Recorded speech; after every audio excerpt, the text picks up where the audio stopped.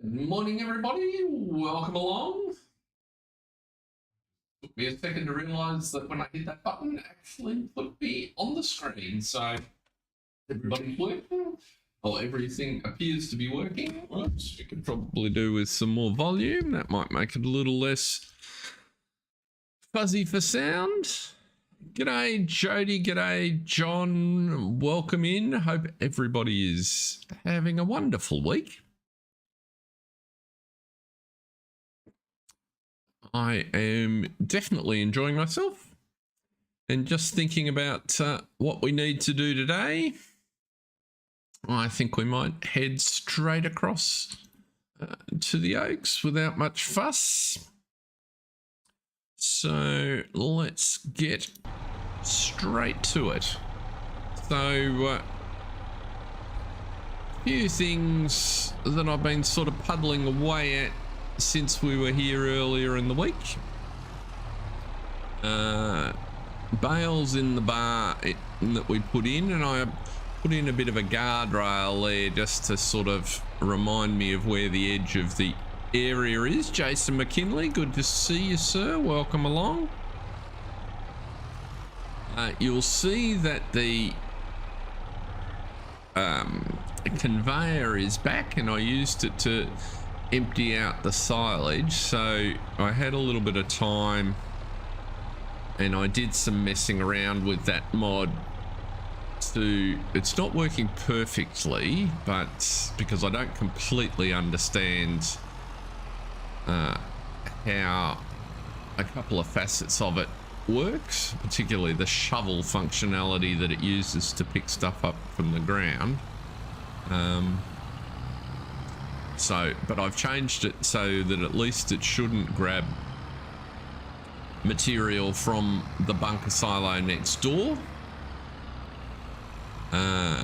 Even if it does still grab a bit. You'll notice it was a longish day, but we managed to get all the canola planted in the field there, and then with the rollover, we've now got some weeds. So oops, I've got to go and get that cedar out of the middle of the field. That's where the boys left it when they finished. We've got these fields to work on today to get some, what were we putting in there? Barley. So we've got two fields to cultivate and get some barley in. You'll notice a new addition here. So we have... we've set up a little market stall. The kids are keen that they can sell some produce at the gate. It's not super fancy, so I borrowed the functionality for, or the mod from Omatana, but I've done some mods to it, so it only allows for eggs, honey, oats, the greenhouse products, and when I say oats, I'll explain in a minute, but what's happening here? Can I pick you up? Yes, I can. You'll notice we have a couple of eggs, honey, oh, and milk. That was the thing that allows us to sell there. So I sort of figured that it was reasonable that the Putneys would have, and particularly given there's so many kids, might set up a little stall that becomes known in the area as somewhere where you can come and pick stuff up. So the prices that it offers, we can go and look while that's selling. If we don't save first. So eggs, I'm not the best price. Milk, I am the best price, interestingly. So what I've done with the sell point, and so the plan is it should sell at 95% of the market price, however the market price is set now. So I don't know how the farmer's market's set, but our stall So I slowed down the sell rate, or if I'm understanding you by sell rate. So I limited the capacity to 5,000 litres before the the price drop occurs at 5,000 litres and a 48-hour delay. G'day, Mark. And it's not available on missions. So my rationale there, and that's why I included oats, so that the idea was they could, if they had a small amount of oats, they could drop them into the stall. But beyond that, no other grain crops are accepted. So it's not going to pop up in the emissions. We shouldn't have to deliver to it. As you can see, the milk price is there. The egg price is there. I've got to fix that store item. That's nothing to do with me. That's one of the mods in the map. But we're under the market price for eggs, just a fraction. And my rationale for that, and potatoes. It will take a few potatoes. So we can add other products to it later as we see how we go. Let's have a look. Putney Farm Stall 1051. So it's kind of in the mix without being excessive. But as I say, if you go and dump a heap of product into it, the price will drop, as it should. Yes, it's coming down with the eggs that we've sold. So that's the rationale. I just thought that might be a little addition. And then the other reason was that for little tiny amounts of produce like we're getting here, it saves me having to run across the map and find somewhere to sell them. We can just ferry them out to the gate. Yeah, I think I put water somewhere in there. It's a long time since we've filled water up for the cows. There's our 2 cows. I haven't named them at this point, so we don't have a meatworks on this map, so you don't have to worry about. Looks like a little bit of crop sitting there on the floor. Yes, yeah, both cows. There's a calf and a cow.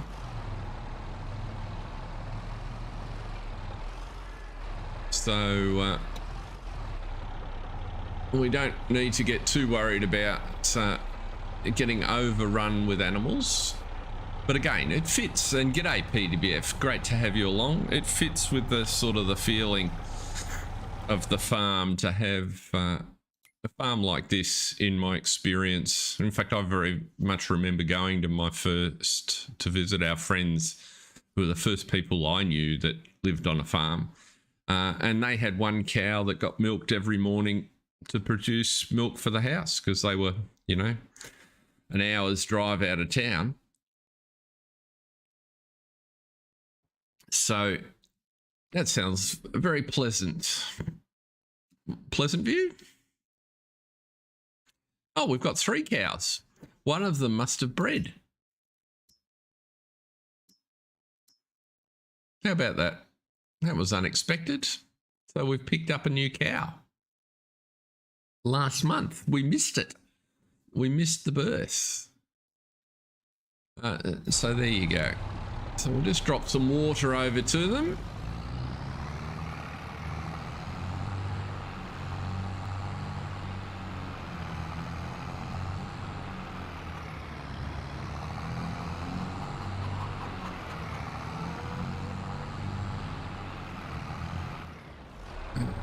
And that goes there.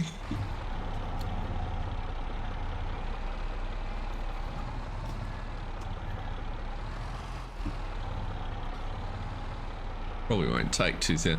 We do need to. I don't actually have a way to transport milk, so it was in the trigger momentarily. There it is. Don't know if this little. I was trying to find a mod for like a pallet of milk urns or something that milk churns, I should say, which would sort of turn the ability to just get the milk and move it across to the gate. But I think I might have to go with an IBC. So just pop you back where you belong.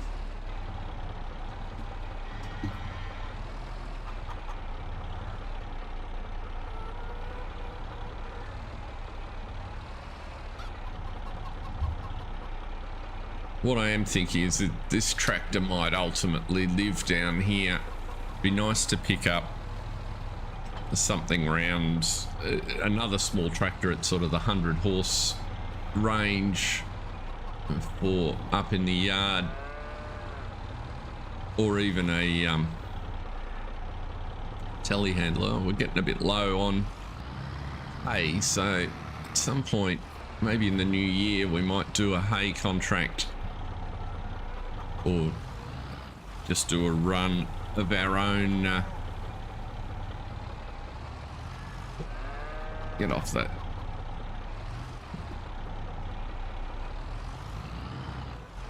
A length of one of our own fields to produce a little bit of hay. But there you go. That's the. Let's check this feed in the. The chickens are going berserk. We might have to have roast chicken at some point.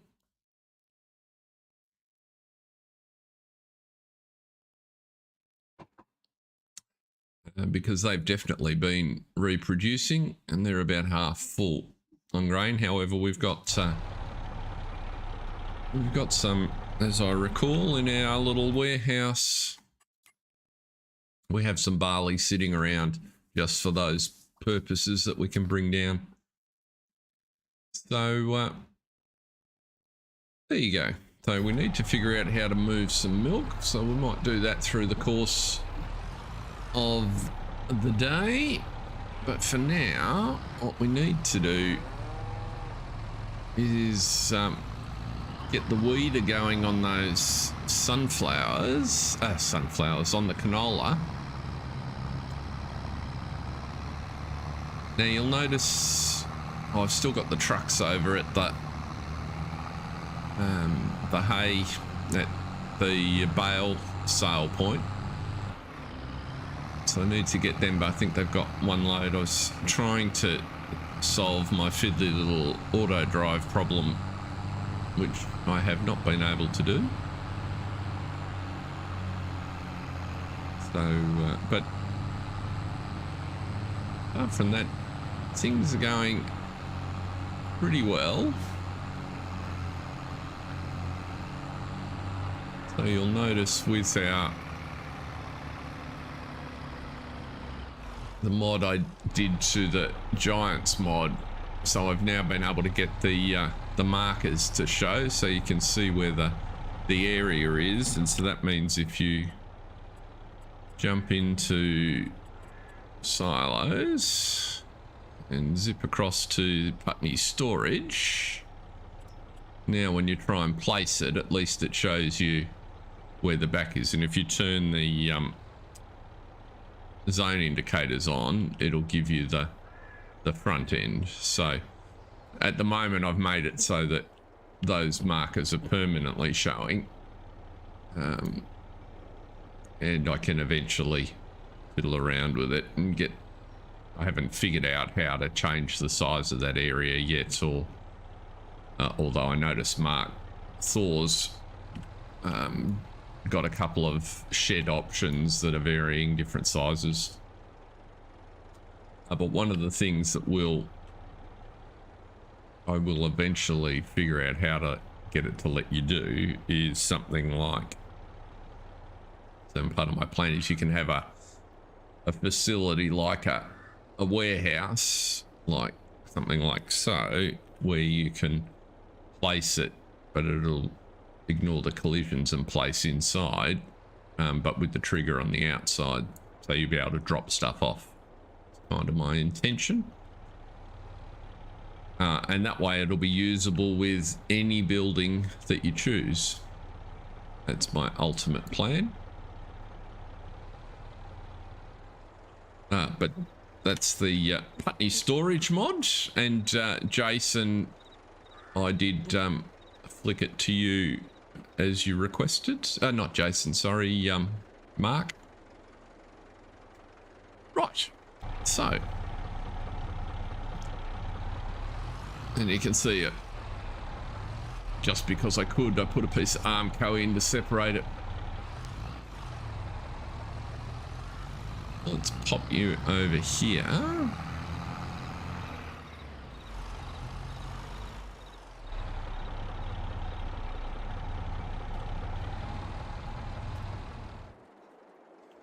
Now, how much horsepower do we need to run the weeder? Weeders.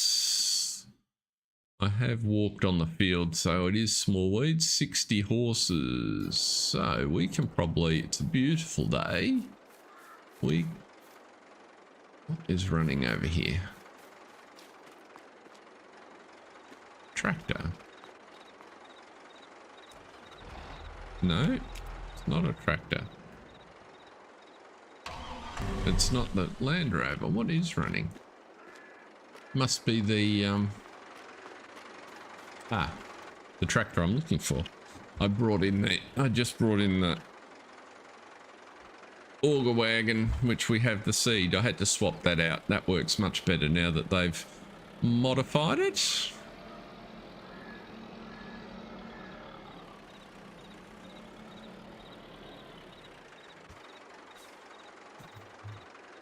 That's no rush at all, Mark. I'm sure you'll take one look at it and say, oh my God, why did you do it like that?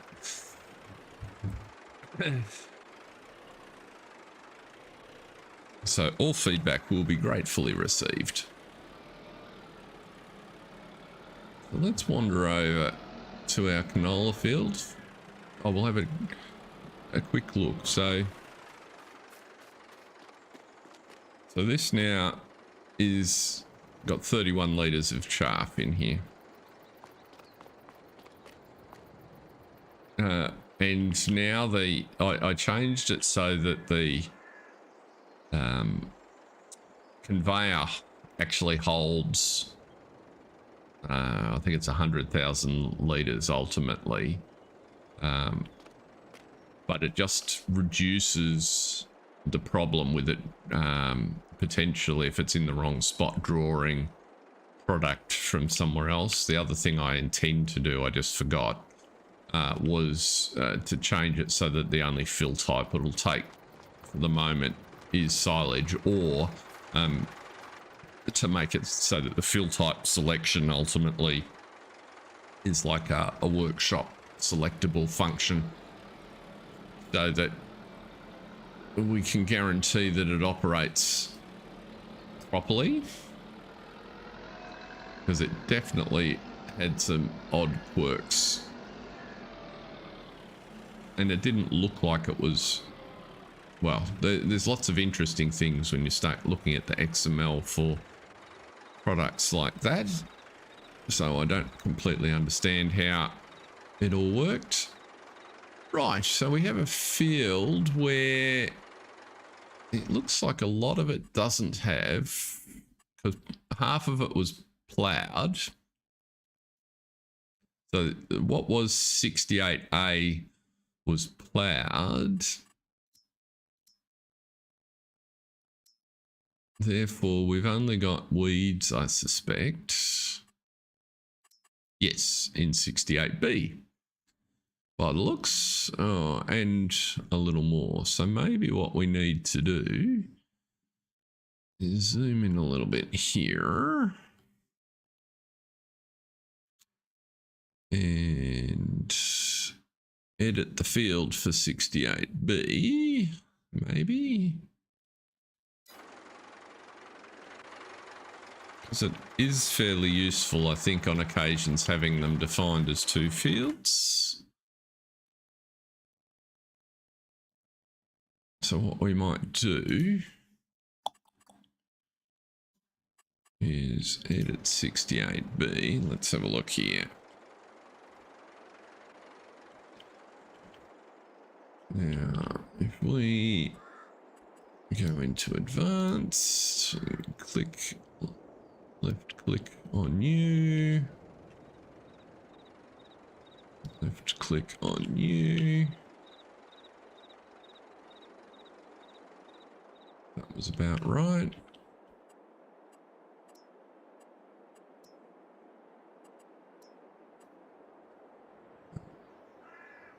Left click on new. Move you over to the corner-ish there. That's kind of not too bad.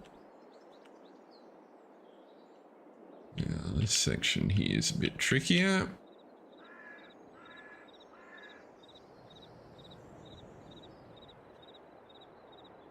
Whoops.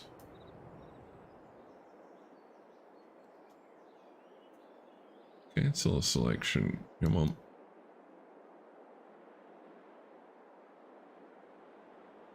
Move you over there. Takes a little bit of practice, I've found, to get that moving many a time.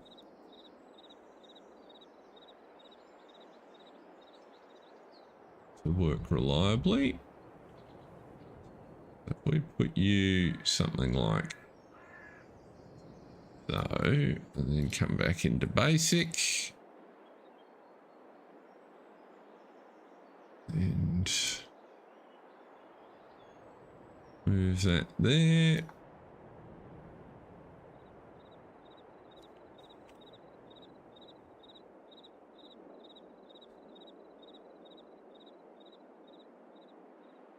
This will only take a minute or two to tidy up.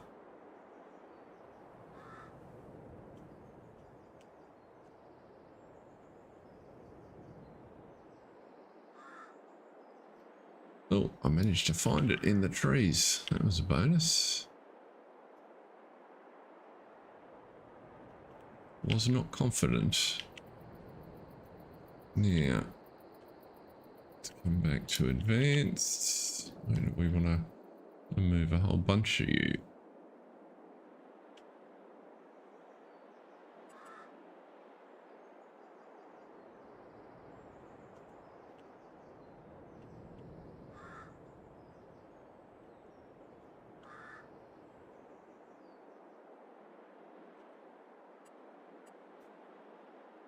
Gotta concentrate, hold my tongue the right way.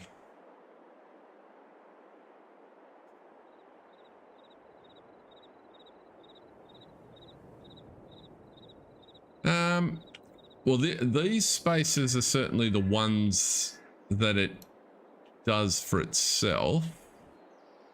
But one function I don't know how to do is, because that just puts them in as a curve.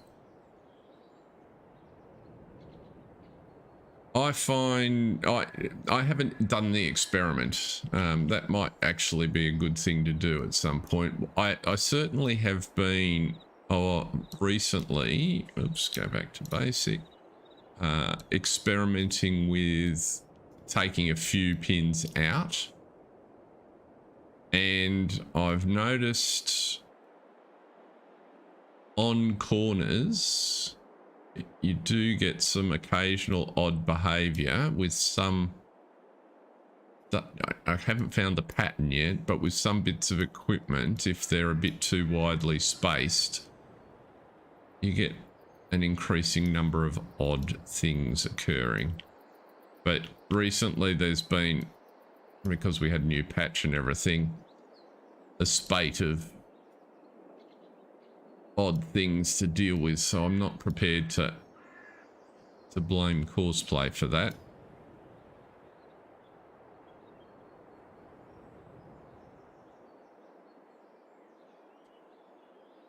Autodrive, so if you think about what autodrive's doing, autodrive's always looking for the next point in its course, and so the further you put them apart, particularly on a map where you've got multiple courses, the more likely that it will find points other than the ones you intend, and could ultimately conclude that it needs to take a different routing. So that much I'm sure about, because I've seen that behavior happen. It was part of the... Pick that up, for goodness sake. Where are you? Cancel. There we go.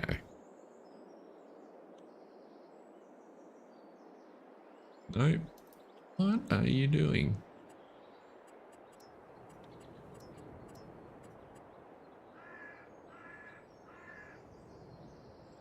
Got the point. There you go.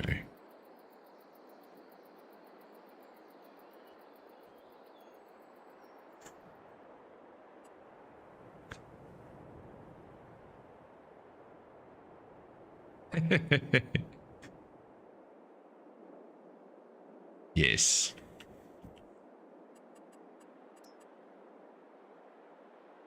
Well, it's one of those things with any sort of automation for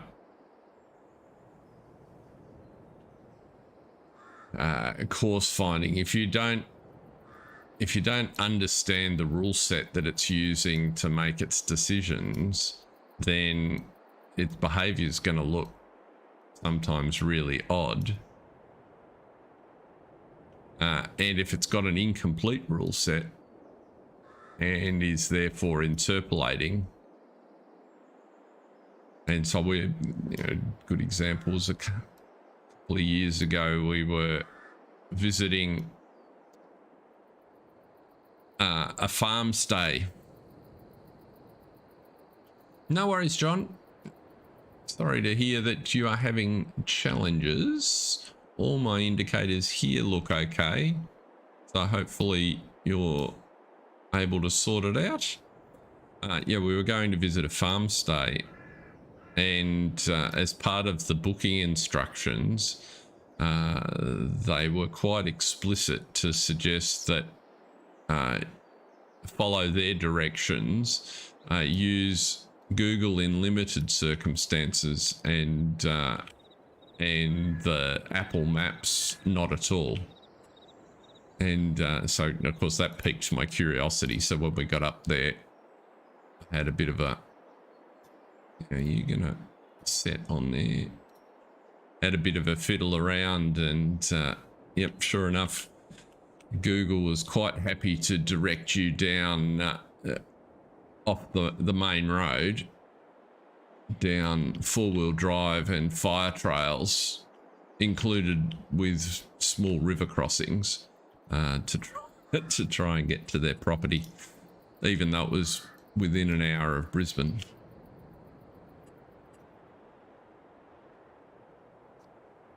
So this is taking me a couple of seconds longer. I guess it's a bigger field. I should have known that from just planting the canola. But it's one of those things, if we get it set up right, then we can leave the weed it comfortably to its own devices.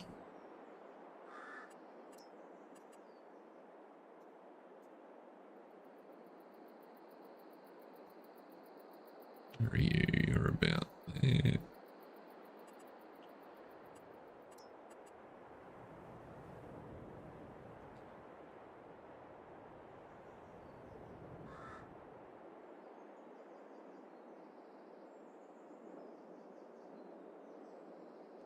Yeah, it's quite interesting to, oops, there's a little bit there that's in the field.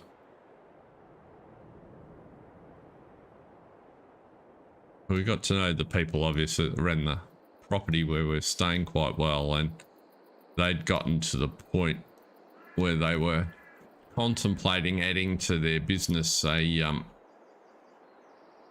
recovery service for out-of-towners that took it too far. So, blindly followed. They kind of were losing patience with city folk blindly following Google Maps into a river crossing. It's kind of like, if you're that stupid, you deserve to pay.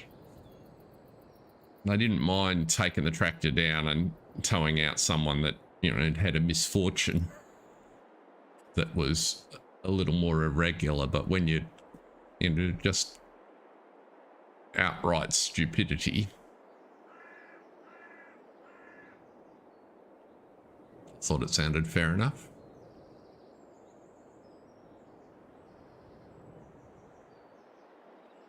Yeah, where are we? Okay, so basic. Spread you out a little bit.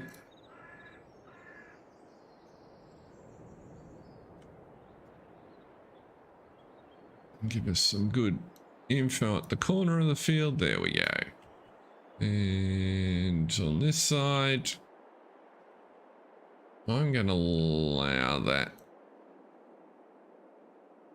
because that was pretty close, as I recall, to the right position up the center.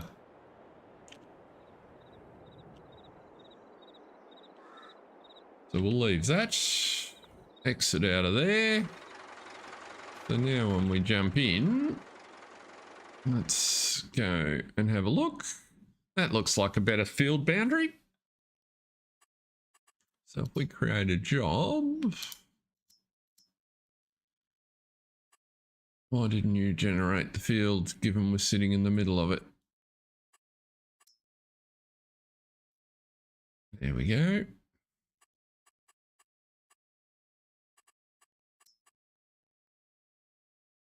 Put it down here. Generate the course. 6 meters is, I think, correct. 4 headlands will be plenty. Start in the center. Sharp corners. Generate the course. That'll work.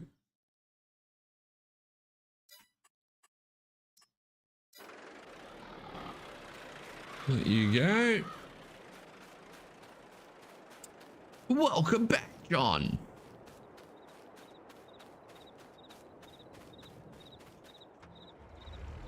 We gave the gill a bit of a workout, although probably did 2/3 of the field with just the little 3 meter seeder. So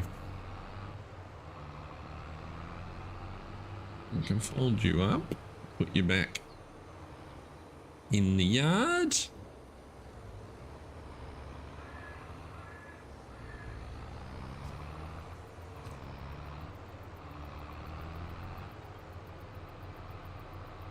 So the next job,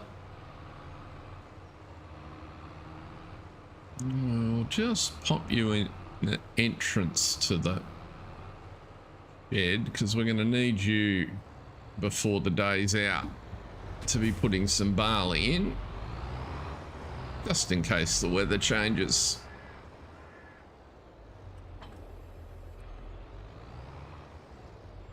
So we require a plough. Oh, we don't require a plough, we require a cultivator. So I'm pretty sure we don't have to plough 61 and 62. Let's have a look. Needs ploughing? No. 61 and 62 do not need ploughing. They've got plenty of weeds in them, but well, that'll sort itself out. Okay. So let's run a cultivator across. That makes life easier and a little bit quicker.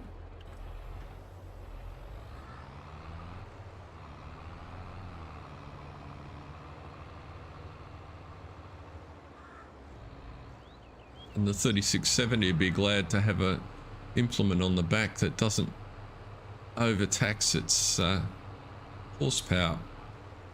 Man, we racked up some maintenance on it over the last couple of episodes. Is our weeder got itself going? I hope so.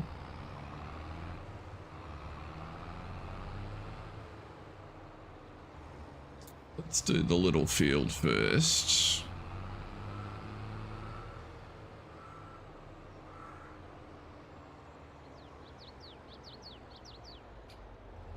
Now, what we haven't done Did I update stock check? Yes, Mark.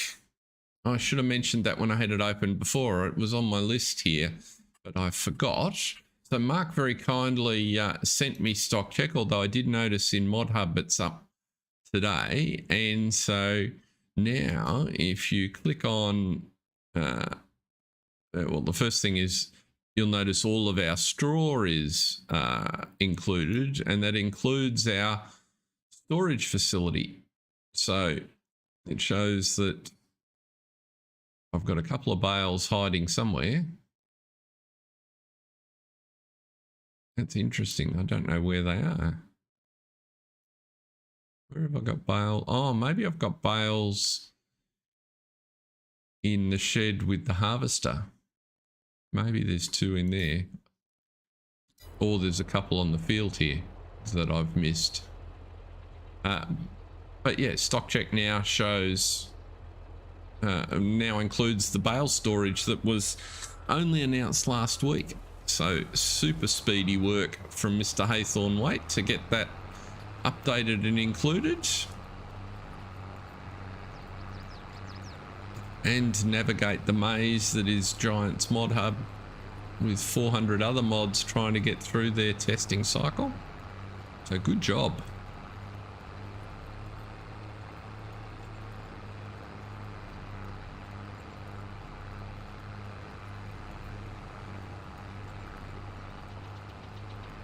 So we'll whip round here and do this. Oh, that was the other.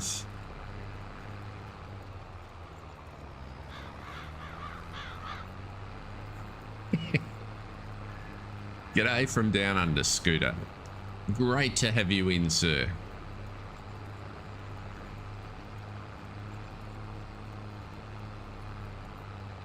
We were just complimenting Mark on the speedy update to time saving stock check, which now covers the bale storage, or the general purpose storage facility that Giants provided last week.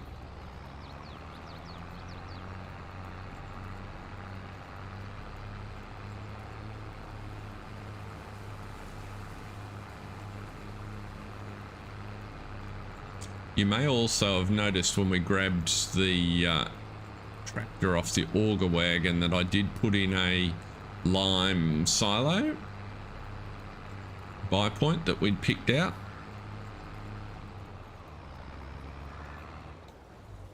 Oh yes, it's definitely on my can't do without list now, Scooter.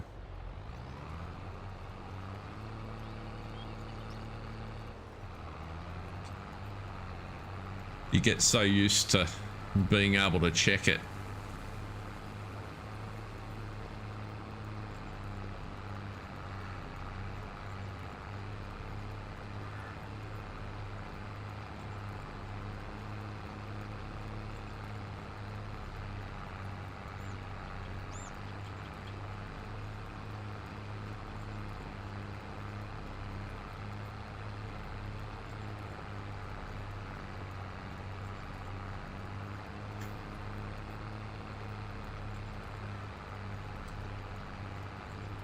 Yeah, and so I think that tells you a lot about how FSG plays. I wouldn't read anything more into it than that, Mark. I know it's disappointing. The PR from it being included would have been handy. But he makes, by my observation, very little use of productions. It's, you know, he uses them from time to time to help him with things, but they're not kind of the center of what he does. You know, his gameplay is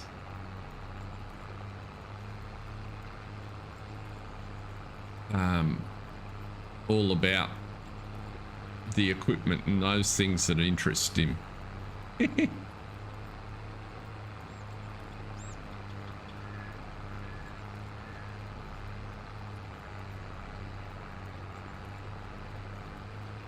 And money never constrains. It's just not, you know, it's not what he looks for from the game. And to me, that's one of the great things, is that you can just, there's so many different ways to play. But for the way I like to play, it's very valuable. I had been thinking that it was probably getting on for time to do mods I can't live without video, just to have one up there. I might let it wait a couple of weeks, because they seem to be popular at the minute.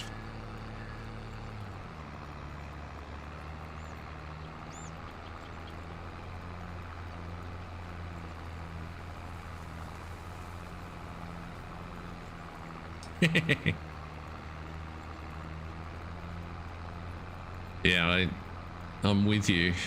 Well, I noticed when the mod switcher fired up this morning, I'm only running a lazy 3,100 and something mods across my various saves. There's kind of like I think I'm up over 700 just in here.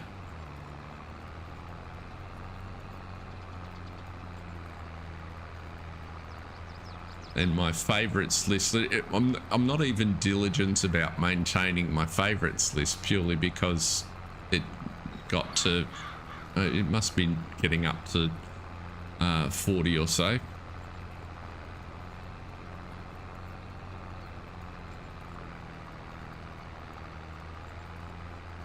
Absolutely. And maybe that's how I'll go about it. Is do a mix.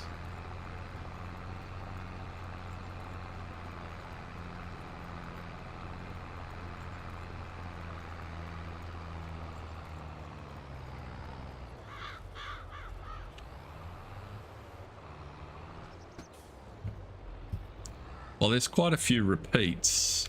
If I jump across here and go to here. So it doesn't give me a mod count necessarily, but it gives you volume. So there's, well, it probably does give you a mod count. I just can't make that. I'll make that bigger. 386 in the Oaks for 7 gigabytes. Now there'd be a lot of commonality, but not complete. You know, the 418 on Newlands, and we're using quite a lot of different equipment on Newlands. So there's a bunch of mods.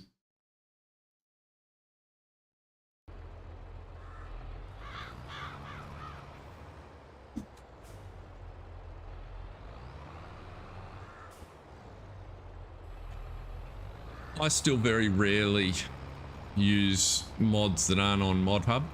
I just don't. I don't trust lots of the sources,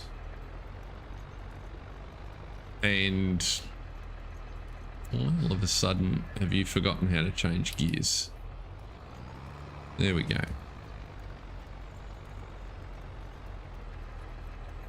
What are you doing?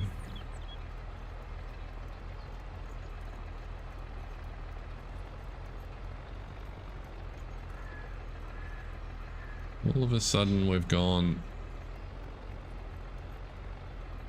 The tractor maintenance isn't too bad.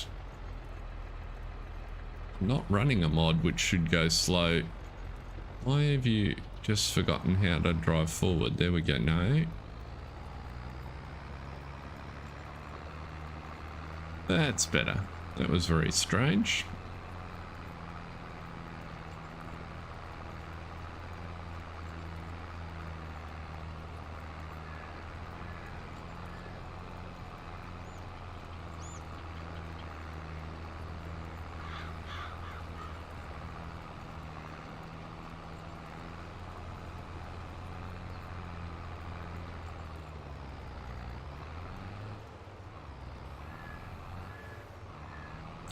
Yeah, the main reason I don't use other sites much is just the pain and suffering potentially of rebuilding my PC if I screw something up. Download the wrong thing doesn't fill me with joy, so prefer to sort of keep the risk profile down a little.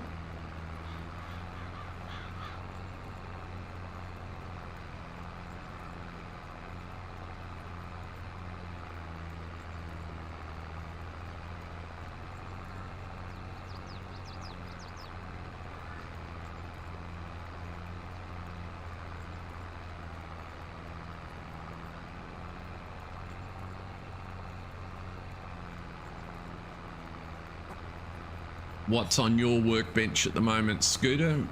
You got any interesting ideas in development? I'm sure you've always got something on the go.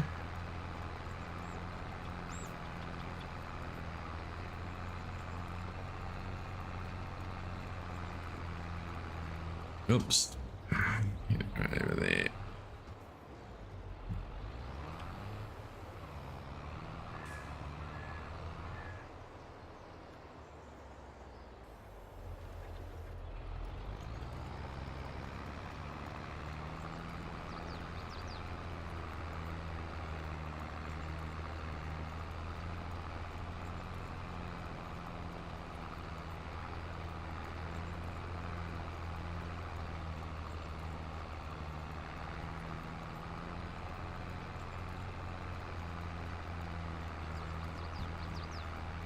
That's a good practice.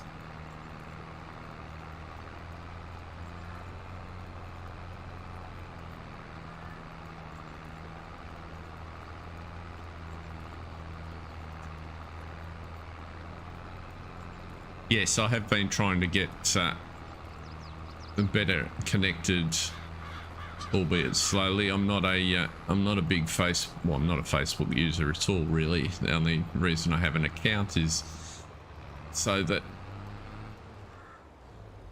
I have some presence because I'm doing this, but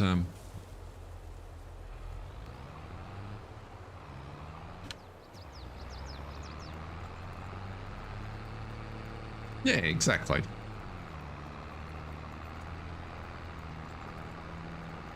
Yeah, I've just been using all of that to learn things like on here and what I've been doing on Silver Run.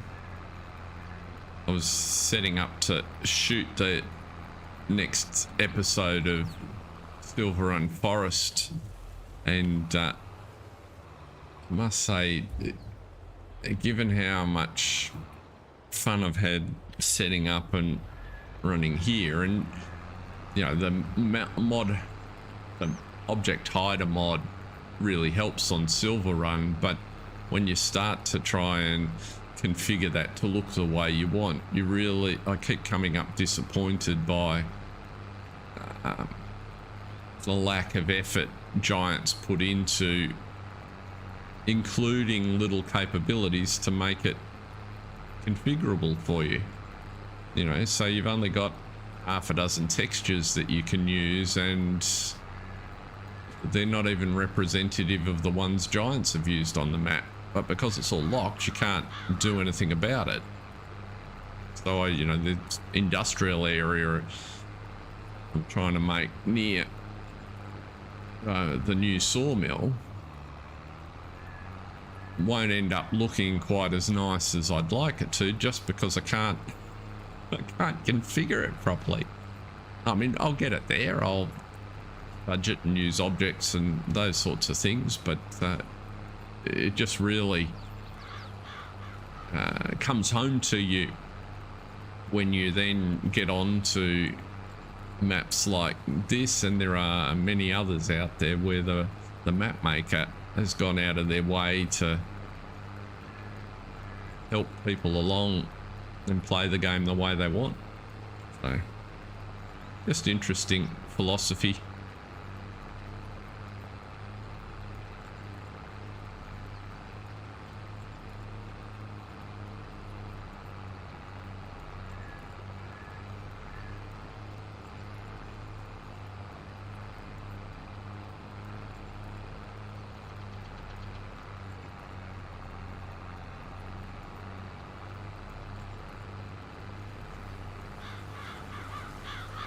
And many folks jumped into Gavile.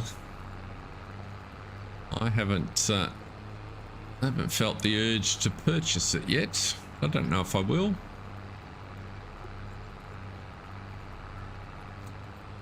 I noticed that they want 15 Aussie dollars for it, so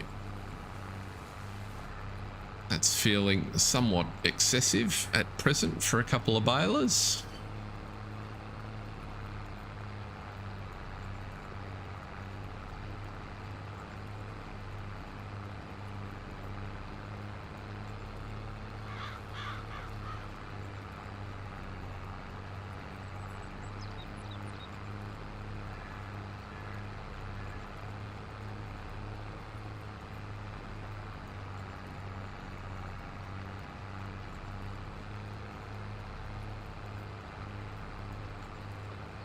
Yeah, I agree, John. I agree. Farm Sim Brisco's done a great job, and he was in, I think it was in the last stream. He let us know he's decided he's working on a 2x map that's just up the road from here. If memory serves, I think he called it Saxthorpe.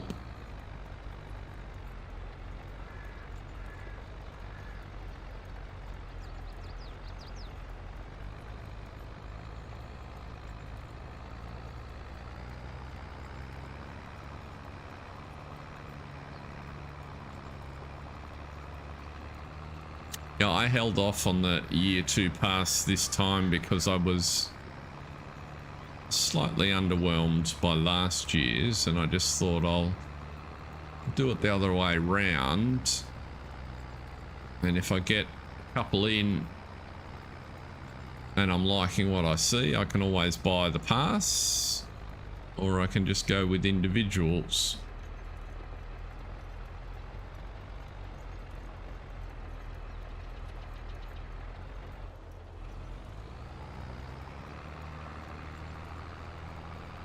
We're powering through this one.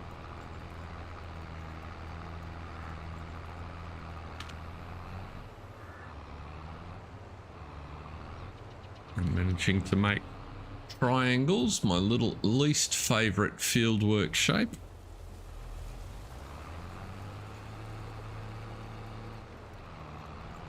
Got 2 little spots there I've missed.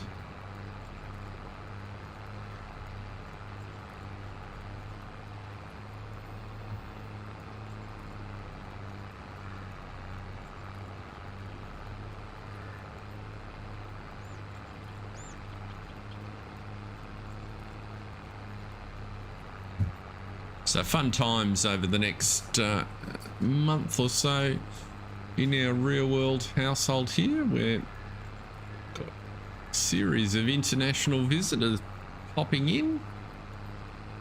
Next weekend we have good friends from Texas visiting for the Grand Prix.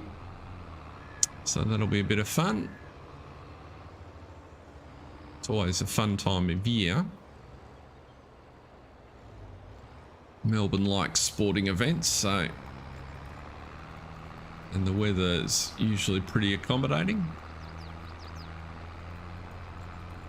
And then that's followed by my niece doing her first solo overseas trip from the UK, so good fun.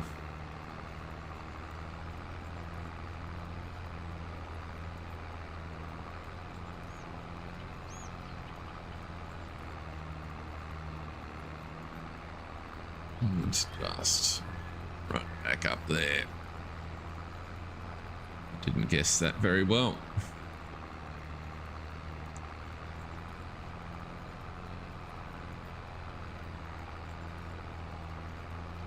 I was looking earlier, so the auction modders managed to select another field, and this one does have farmland on it, so it seems to be displaying correctly.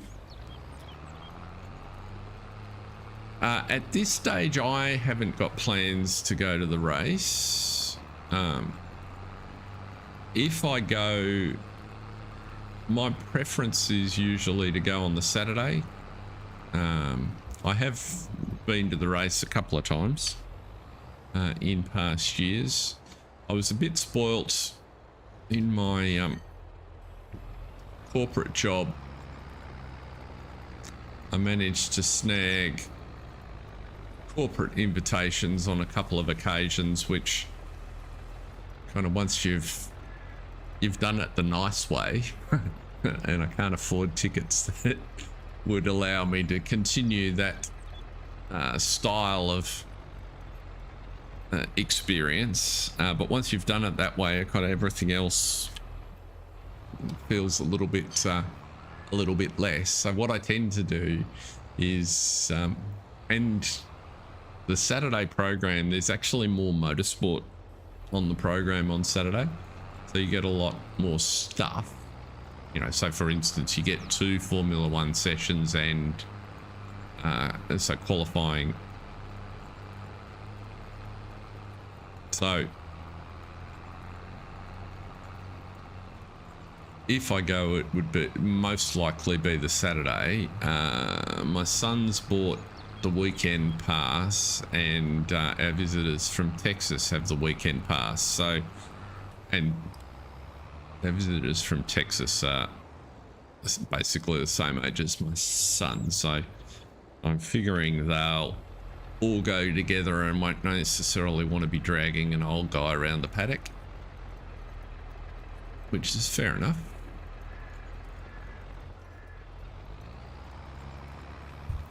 And the race itself, I actually prefer to watch on TV. So my interest is a lot more in the whole picture of what's going on, which is, it's easier these days to follow because you can have your own device and kind of do a bit what you do at home. But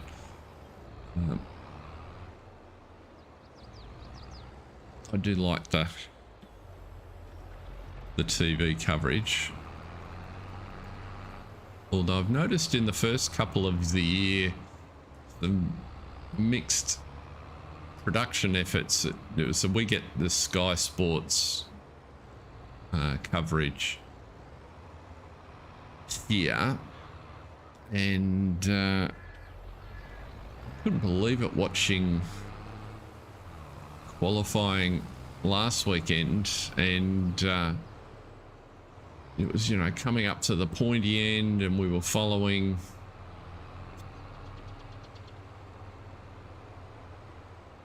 I remember who it was, one of the Ferraris and someone else towards the end of the session, and we're sort of 2/3 of the way through the lap, and the driver we're watching is, you know, still right on the edge, can make it, can't make it, can make it, can't make it.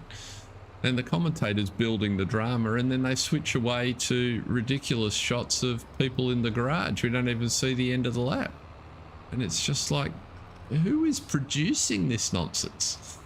So that was a bit disappointing.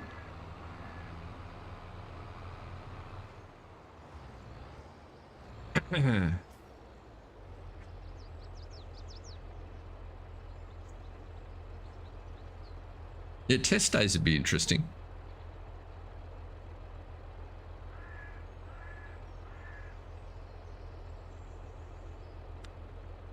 Okay, Mary's Day throws me.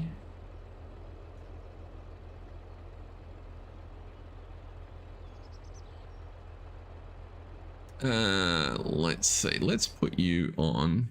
Oh, Murray's Day. Yes. Yeah, well, so I quite like watching Martin and what's his offsider's name? I mean, I used to enjoy listening to Murray as well. He was a bit of a hoot. Let's see here. We want one of you to create a job in here for field work.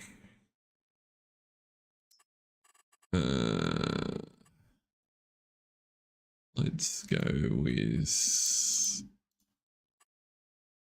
Free headland, start work. You can start in the center. Sharp corners, what do you got for me? Up and down that way.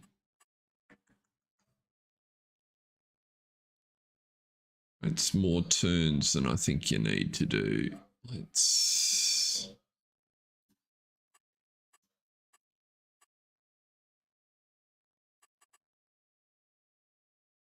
How is that determined? Oh, I suppose you're treating the bottom as two edges, maybe.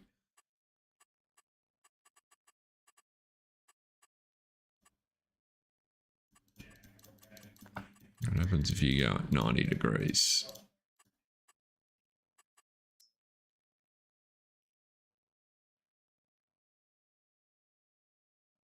Huh.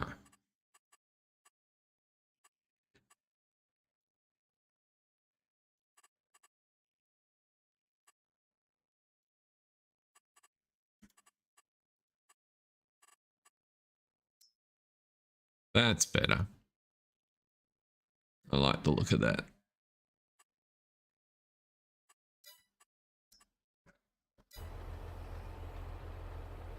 Oh, you're almost there. Why did you fold up?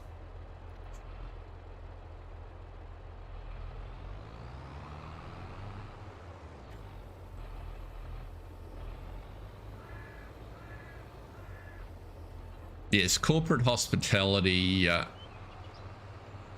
is good fun as a general rule. Getting to see events when someone else is paying. I'm not sure how much business is really done. I was very uninclined to do business on a corporate hospitality day.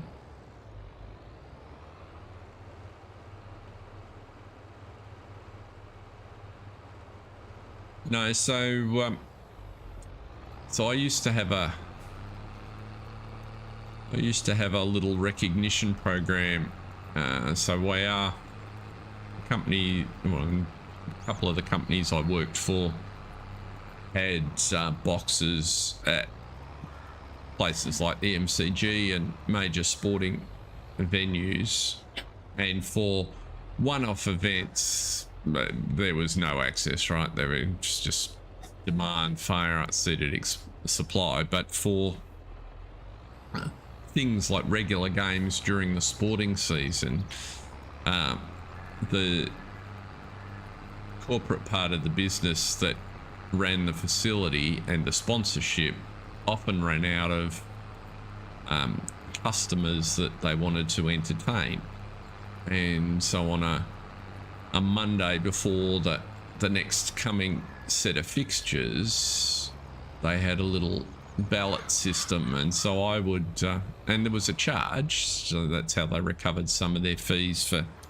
advertising, but I could put in a bid out of my operating budget to buy the box for the weekend, and what I would typically do is then pick one of my teams, and then that was doing particularly well at something, and let them select a cross section of punters that could use the box. So, you know, over the course of the season that might happen 3 or 4 times maybe, which got a few average punters to experience what the box is like, which is a bit different. Yeah, that's the fun bit, Mark.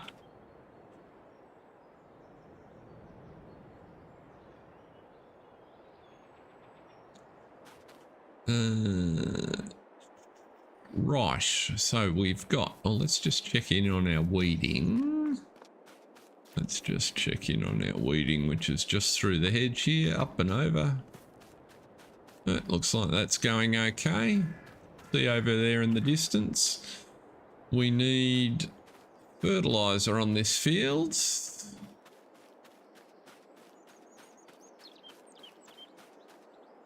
It's all small weeds, so that's good. This will be the headland, I'd reckon. If we have a look.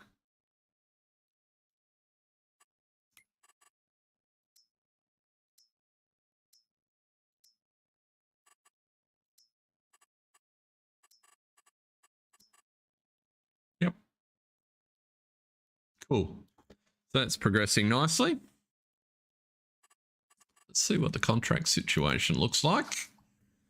So there are a couple of baling contracts. There is sugar beet still and corn. I did flirt momentarily when I with the idea that we buy a trailed harvester for sugar beet and tackle that sugar beet contract. That's up on field 28, I think, which is over here somewhere.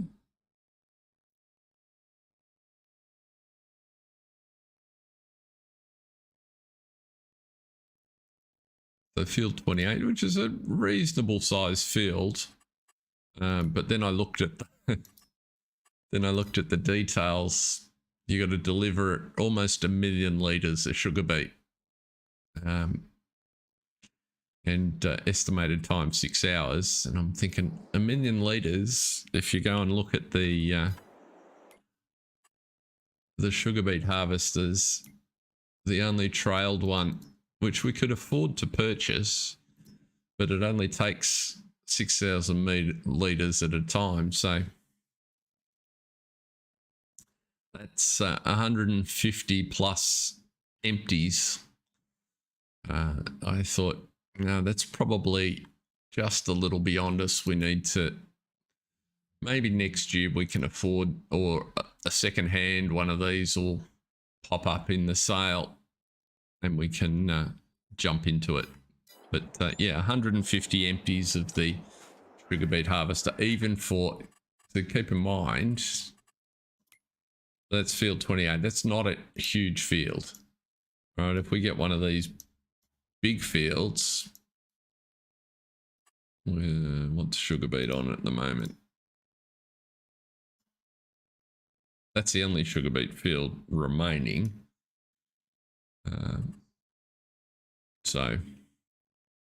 But there are some much bigger fields in our vicinity which could easily come up that way. So, right.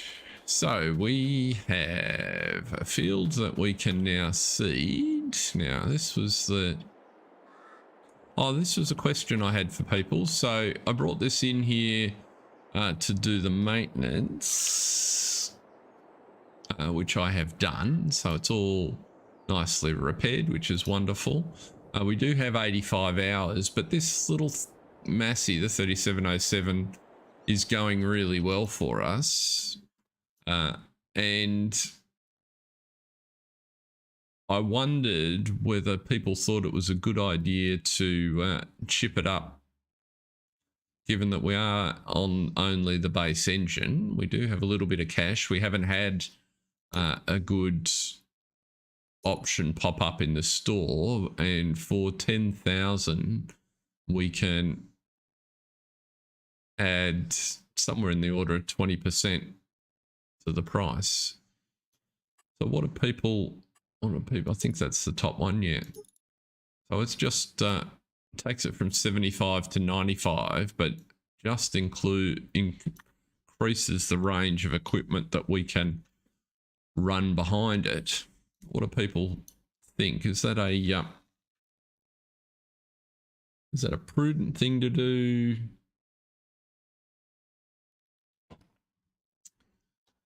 I'll let you ponder on that for a moment.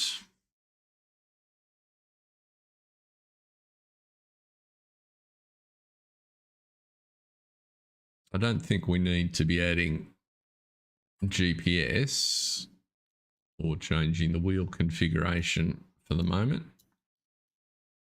And nor do we necessarily want a front loader on here. But John likes it.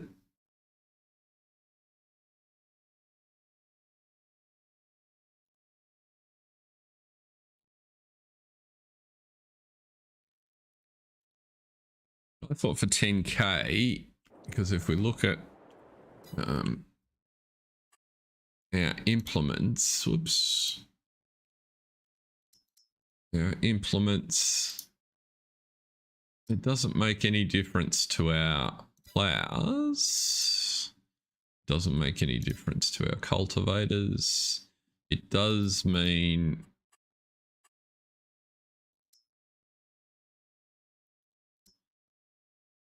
only one of the seeders. I suppose this is the big question. Oh, that was the other thing I did, was I took advantage, you might recall from last time, that the horse planter was sitting there because we got all the money from emptying that bunker. I decided that it was just too good a deal to pass up on. The loan amount is 950k.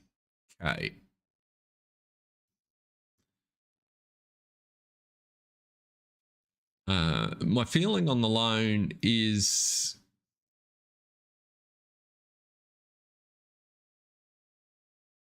that's not a bad not a bad rule. The reason they don't have it here is all their equipment is old, John, so they haven't actually bought any new equipment. I think as soon as we buy a new one.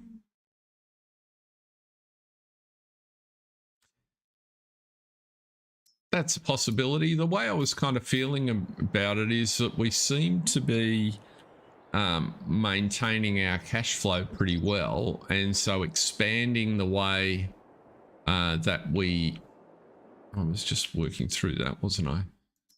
Work through, we can take on work is a good thing, I think.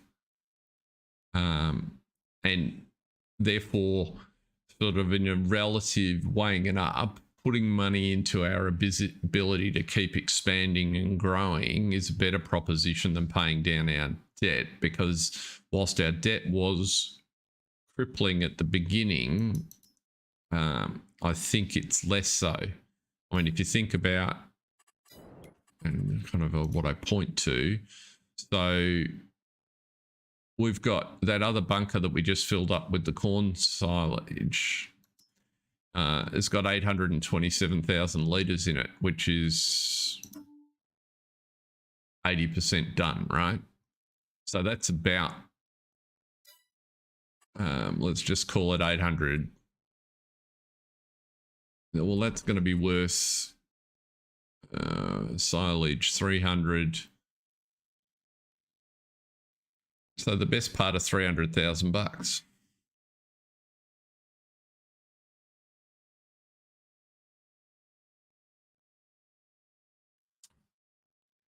They will, but they won't just decrease that much.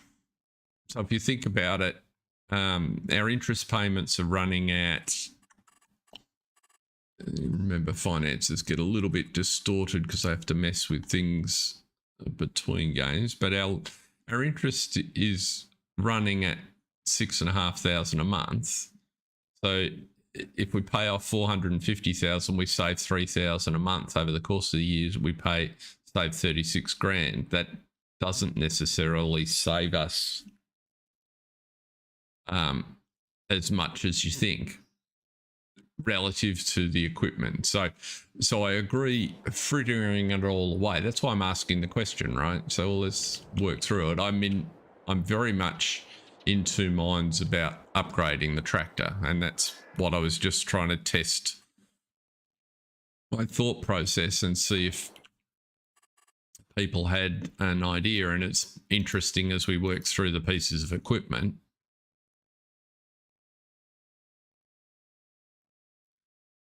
See, I don't think you would have. That's where I disagree, Mark. If you're producing, our income, we've produced more than $1 million of income in the last 7 or 8 months. No banker I know would call a $950,000 loan against that sort of cash flow. So anyway, if we didn't have the cash flow, then I'm completely with you. right, then it's a different proposition. But with the cash flow and the interest payments covered, that's what made me think. But however, to that point, working through the equipment and say, well, what would the extra horsepower enable us to run? And the short answer is not much different to what it can already run. So that would tend to suggest actually that the extra 20 horsepower has a lot less value than I thought it did.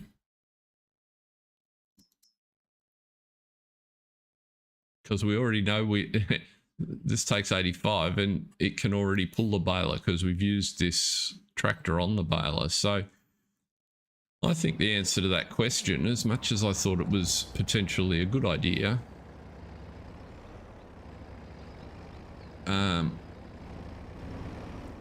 is no, it wouldn't.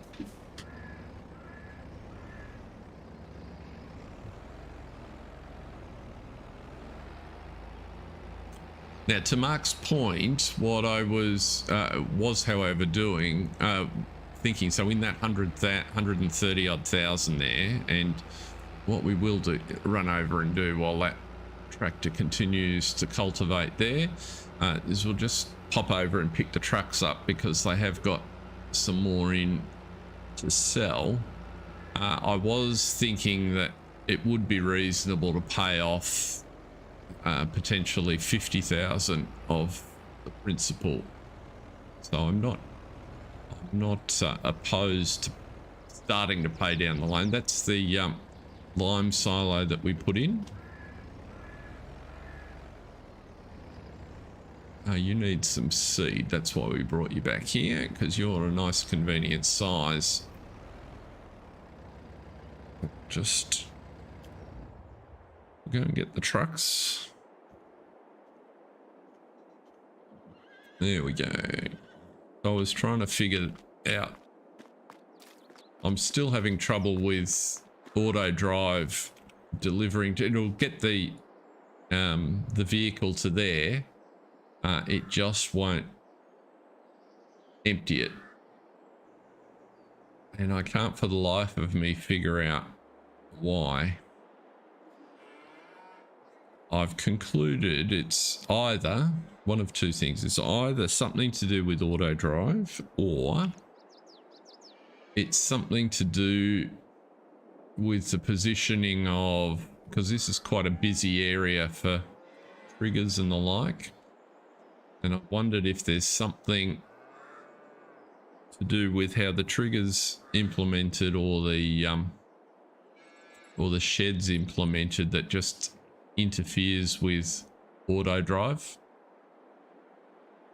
I'm not saying it's the issue, but for instance, you know, is it detecting those bales on the left as somehow interfering with the trigger? So the thought that I had to experiment was potentially move this trigger just a little bit to the left as you look at it now. So pull it so that the front of the trigger's just outside the overhang of the warehouse. It's the only thing I can think of, because it just stops short. Anyway, we won't dwell on that, because as soon as I back up just a whisker from where auto drive stopped it, I get the trigger. So it's a really fine tolerance.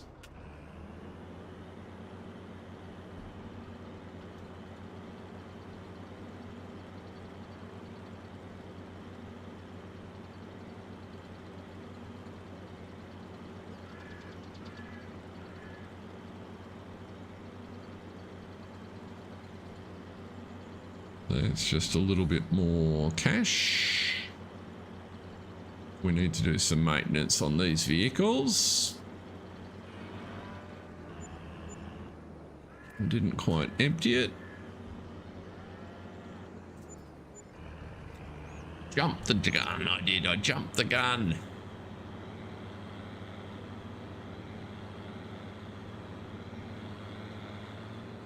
So we can send you... we don't want you to deliver, we just want you to drive. There we go. My load B1 will do. Main yard load bunker 1 is the sell point. Whoops, got stuck in the trailer.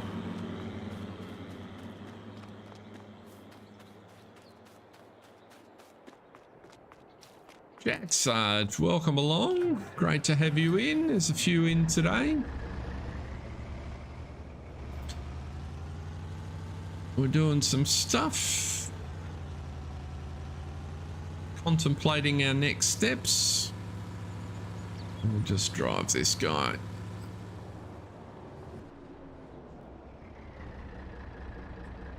My other thinking is if I pull this out of the shed, it also introduces a bit more of an option for a drive-through sell point.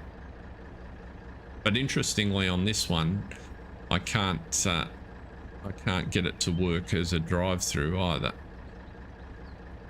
even though it would stop on the other side. So, very odd. Just means I've got to keep popping over to deal with it.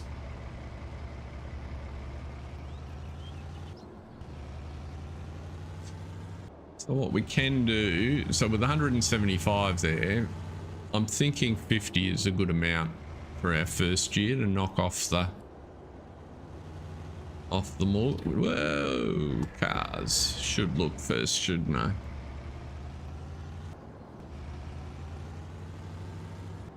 To knock off the mortgage, so I probably should do that before we spend on anything else.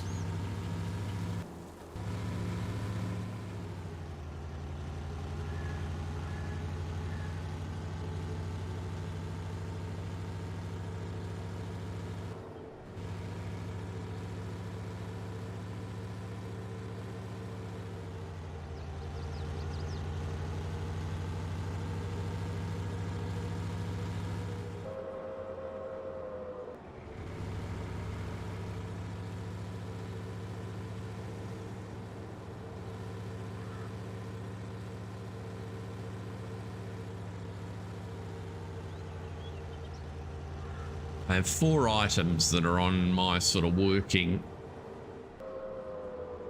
wish list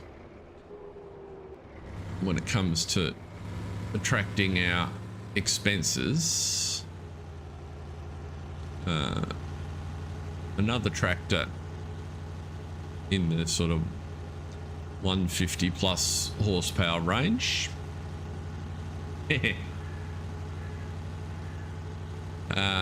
Another a bigger windrower, just to speed up the situations where when we go baling or gathering our own straw. So if you think about that canola field we just planted, we are going to get a ridiculous number of straw bales off there. Another truck, because this one's starting to annoy me. I think we'll keep this one for little trips backwards and forwards to some place, but not towing anything. But another truck that could tow more effectively would be helpful. And it's probably a little further down the priority list, but a barn with a workshop in the yard up here, so a more modern English style barn. That's probably more into next year when, to Mark's point, we've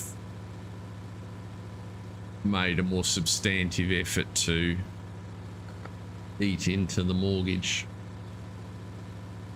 But you can see what happens. This truck gets stuck in gear and just sort of dawdles along.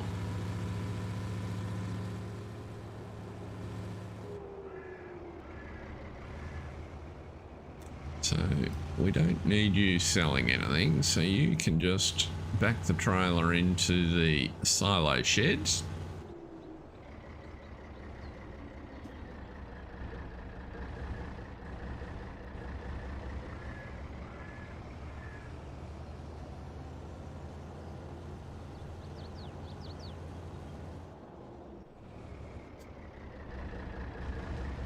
Just didn't get that right.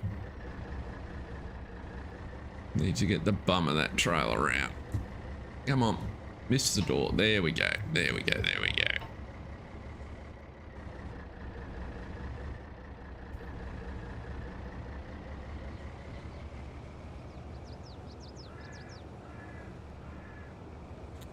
Just pop you over there. Oh, that's a good point. Yes. That's a very good point. Let's have a look at that.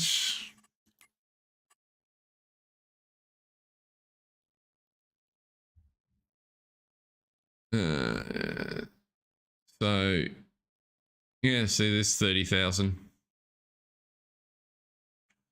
30,000 tied up there. And we'll have oats to sell too. Right, so potentially another 70 odd. So there's 100,000 on top of the 300,000 worth of silage. So pretty handy financial position to be in at Christmas. And we'll disconnect you from the trailer.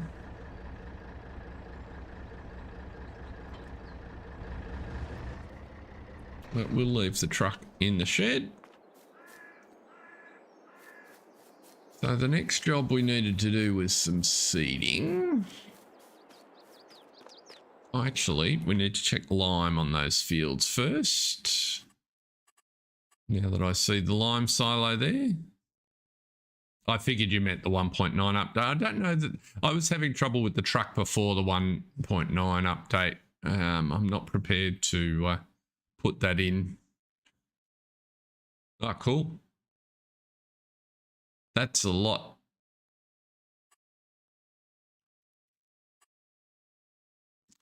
That is a lot.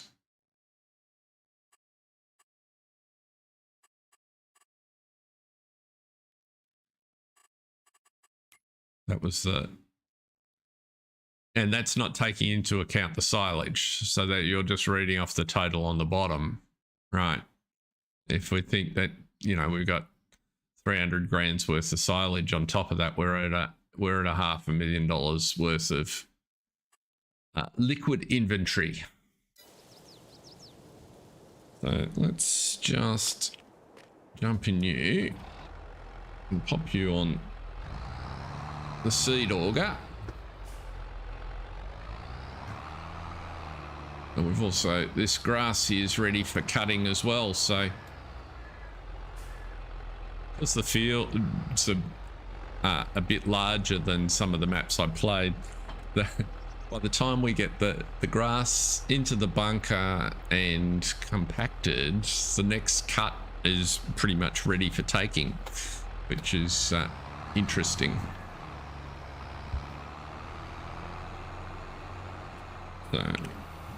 So they fixed this so that you don't need mouse control on that, on the auger, which is very helpful. I need to leave you running. I need to put you down. I know you can't plant it. Back up. There we go. Fill you up. Why are you not filling?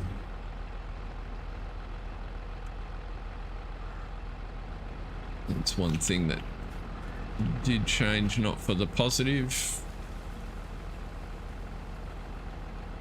Let's have a look here. Tip side pipe.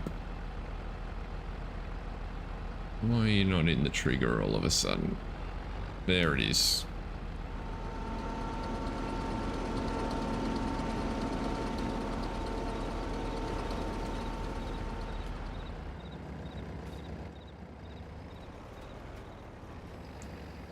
We can't plant canola, but we can plant. That's wheat. That's barley, isn't it? It is indeed.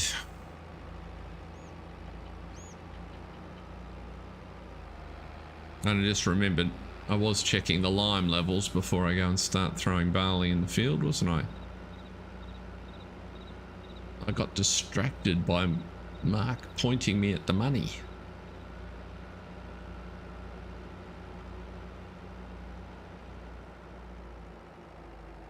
Let's just do that.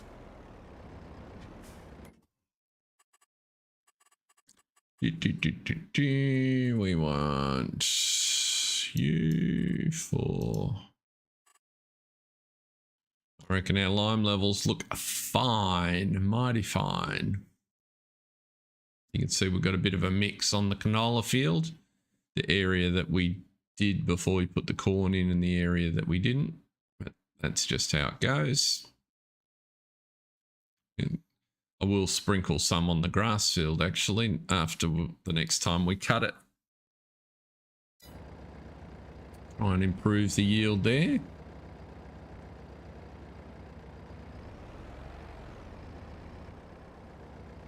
So let's see here. Let's throw that course away. And 2 headlands is plenty. Start in the center. Generate that course. Looks lovely.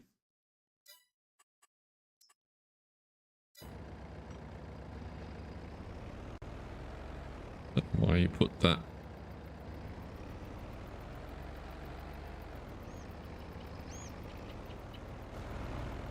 But you work a trade. That's a very maneuverable combination. That little 3707 with the small planter, no, small seeder. It works really well.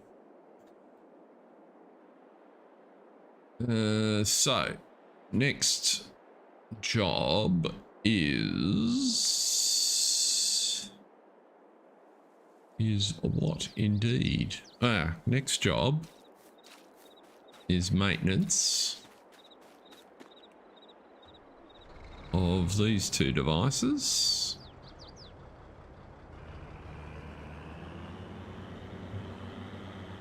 And it's just our little garage down here is a bit smaller than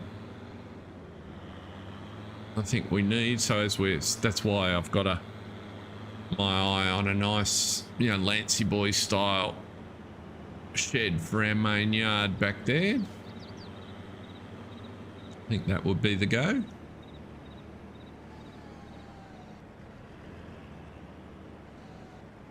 And of course, the one thing I haven't said, it would be kind of nice to be able to buy some land, but I think we need next year's crop in probably to be able to do that.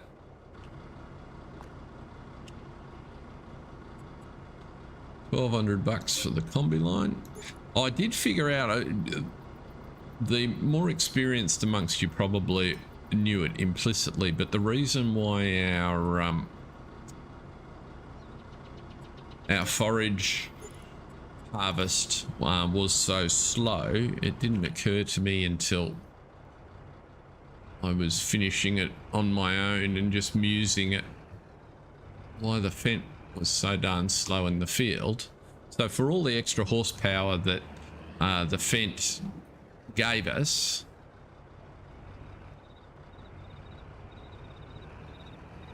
he does indeed. This is Lancy Boy, I think John's referring to. What I didn't pay attention to when I set us up last week, because you'll remember that we went for a different forage solution than I originally intended, because the little lizard, where is it, belt systems, much to my disappointment, the forage pickup didn't work as a forage harvester. And now that I know, it should have been immediately obvious, but anyway, it doesn't. So we went with where are we?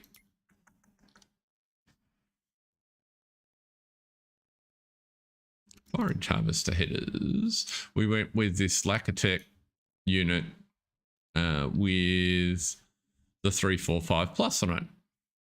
And we did that sort of in a bit of a rush because we needed to find something that could harvest our chaff. Well, it doesn't give you any information on here, but there must be some power draw from that device And then when I actually flicked across and looked at the Kemper and discovered, it's looking for 375 horses. And our poor little Fent, as powerful as it is, is only 245. So the reason we were only getting 4 mile, and we were lucky it was harvesting at all, was it was at least 100 horsepower down on the power requirements of that forage header.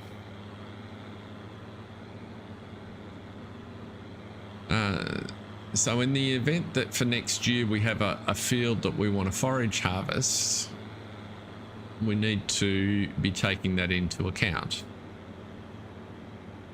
I quite liked the combination solution. We just needed a little bit more horsepower.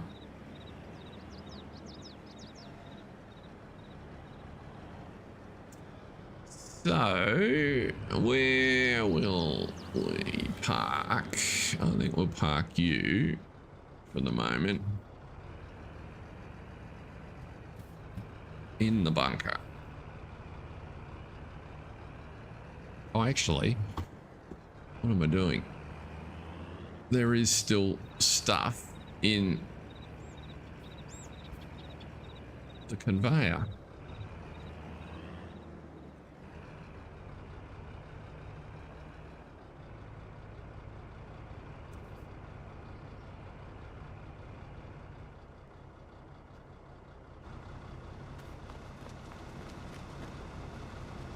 Which is loading up quite happily and behaving itself for the moment.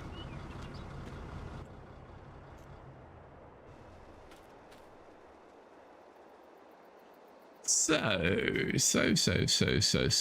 we're seeding one lot of barley. We were happy with the lime there. We could spread lime over here. But we want to cut. Is this grass ready for a cut as well?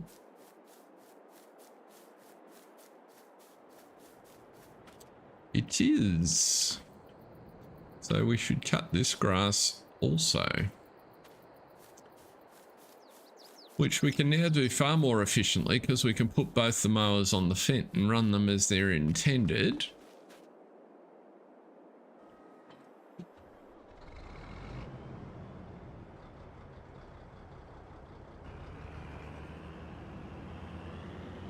No worries, Jason. Thanks for dropping in. Have a good weekend. See you next time.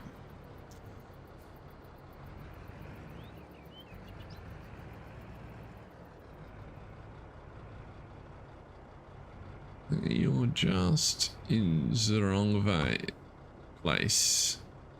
I think we might just move you over there. There we go.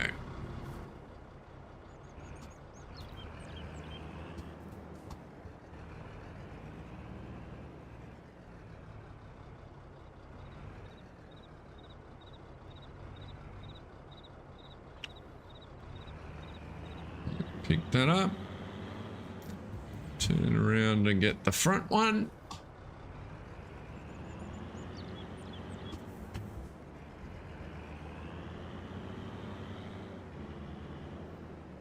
So this will be the first time we've actually managed to cut the grass.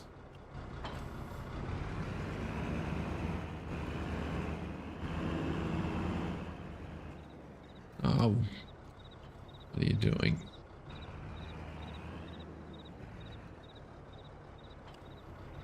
Being a numpty, I am. There we go. That's much better. Let's fill up with some fuel while we're here.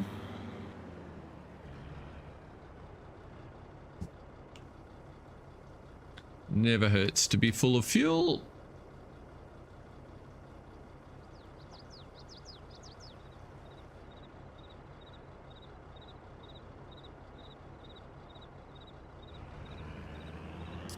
That's better. Now we can if I am not mistaken. Go into there. Field 74 is the windrow. Field 76. Hey, there we go. That's our mowers. Let's load that course. I am on field 76, aren't I? I am. Why did you not load? Because I didn't activate you. Load course, activate. That'll be. Target location is not a course. Try that again. That worked better. And now we want first waypoint, and away you go.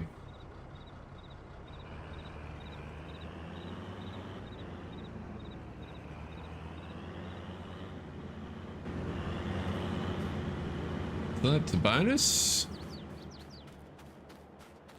While he's tootling around there, we need to move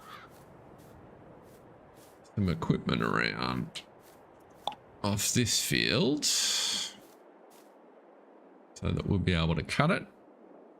I did learn an interesting thing. If you want to use Gaming Joy's little silo, so this is just a farm supply silo that will do either fertilizer or lime.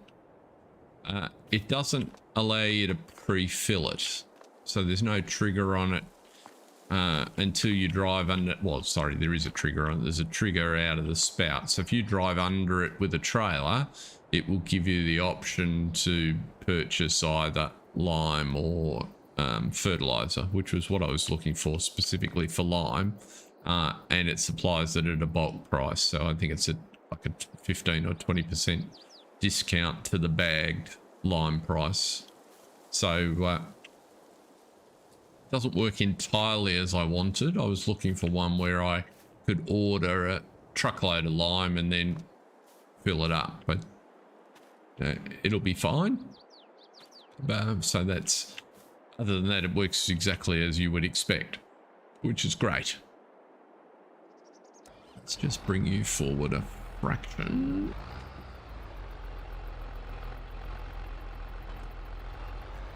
And I think it looks the part sitting there.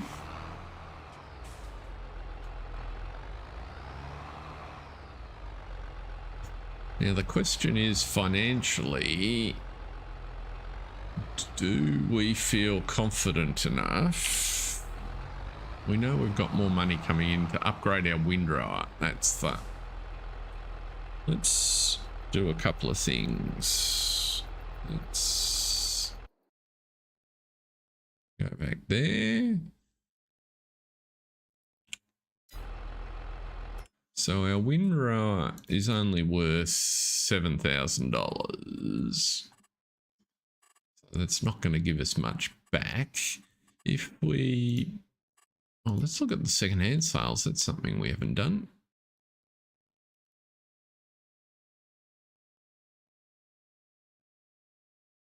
Oh, is that a milk? Oh, that's only water. That's annoying. We don't need a water tanker. We need a little milk.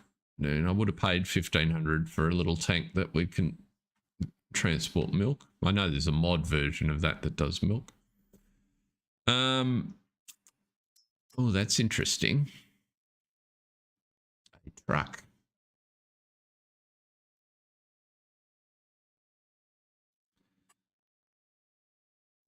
That is fairly tempting, I must say.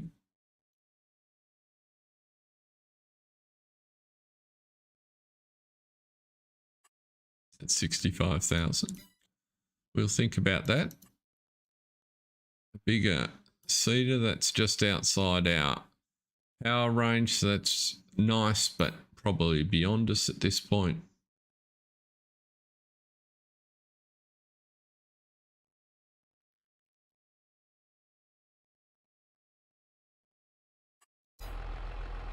Yes and no. It's more a matter of there's jobs to do And to be able to progress faster, no, I haven't paid the 50k off. I'll do that right now. I'll do that right now. Oops. Let's try hitting the right button. I think I've got to get out of there. So 950 is our loan. Interest rate. I got it set correctly. That's my account balance. Adjust account balance in case of credit change. Yes. So now we want the loan to be 900. And save, which dropped our balance down to 122. So there we go. Yeah, Mark's the finance police. So we've paid our first 50k. So let's crack the champagne and celebrate that the kids have actually managed to pay off some of the loan. That's 50 grand. And what I wanted to do was look at contracts. That's why I kept hitting that button. Okay, so there's baling available. We could do a baling contract. There's a ploughing contract, which the equipment that we would use is tied up. Now I can spend some money. But the question still is on what? And so the thing I don't think I explained very well. So the reason I bought the horse planter was that I expected, given the area and the nature of the map, we would get contracts come up in the new year for planting sugar beet, and our planter capability was only at 3 meters. And so what I wanted to do was take advantage, even though it was 50k spend, g'day Hodge One, is take advantage of the horse to prepare us for, now that we planters. Yeah, so we went from 3 meters to 9 meters.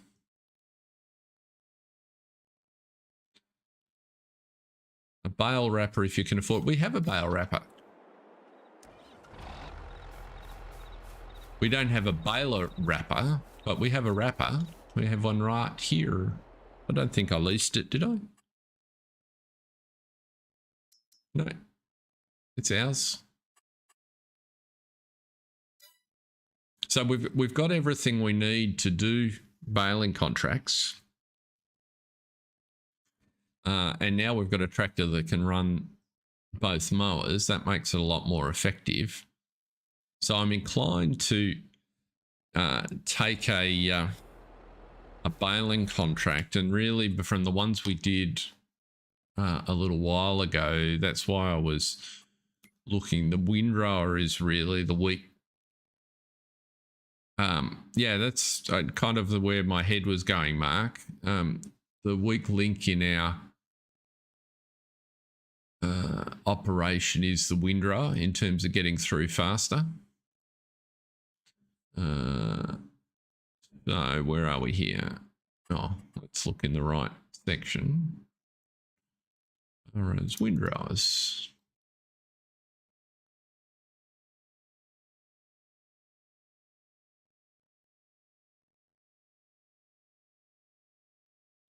What I was kind of hoping was that something along these sort of lines would pop up.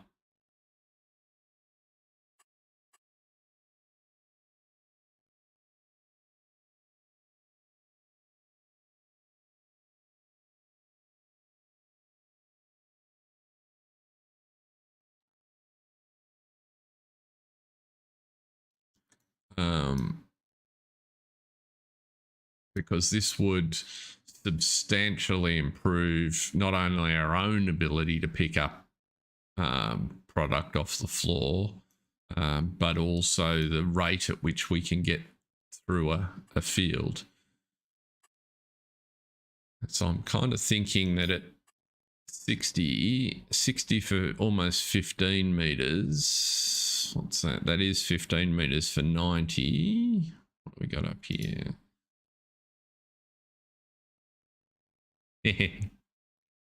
I'm good. I'm smiling, really, through gritted teeth. That looks like one that's been done a little excessively. I hadn't come across that before. I'm thinking that we go with one of these. I haven't used it before, but 115 means we've got at least, you reckon, the Kubota. The Kubota's only 12 and a half. So for 10 grand, we get an extra 2 meters of width. And across some of these fields, I feel like that's significant.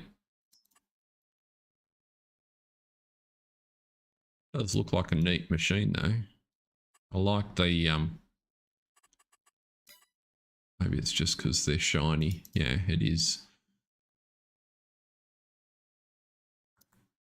What was the power requirements of the Kubota? 100. Yeah, so it's 5 horsepower in it. Makes negligible difference.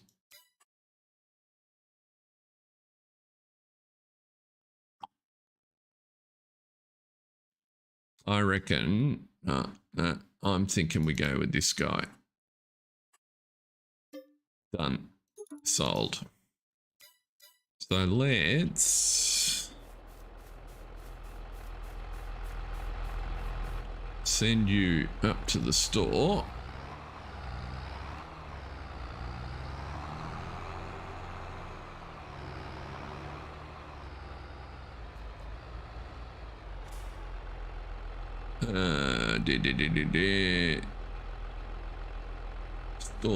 Store. We want you to go to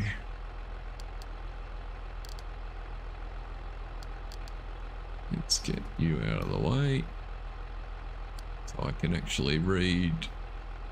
Homeyard Park, you're down the bottom here, aren't you? Sell points. Where's default? Dealership, that's what I wanted.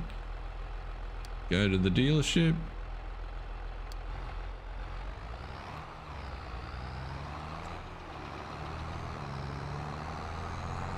The other thing that we'll do while we're at it,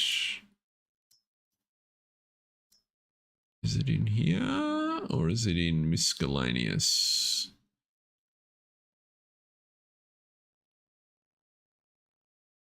Oh, they're little fillable tanks that would do milk. Ah, maybe we get one of those.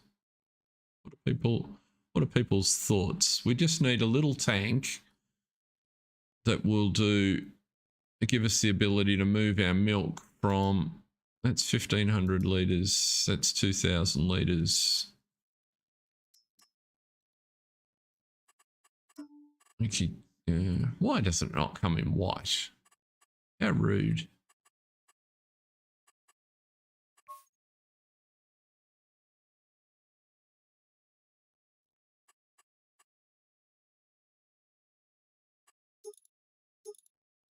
Right, I don't want to buy it pre-filled.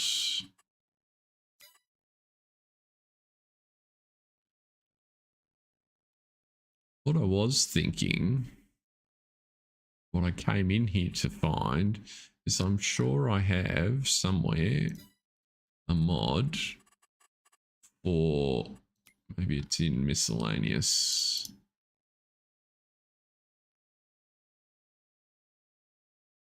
It's the diesel tank that we have.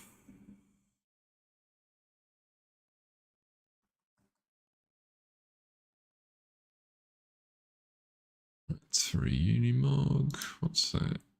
That one would, that's also, oh, that's 3,000 litres, but it's towed.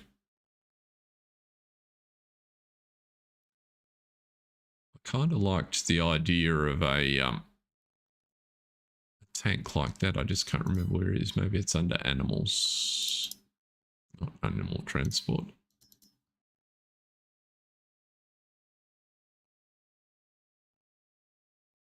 Homemade liquid tank. That's kind of a combination. That's not the one I was thinking of.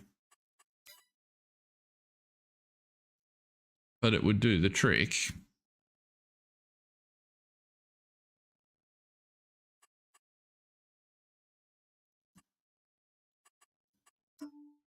It doesn't come in white either.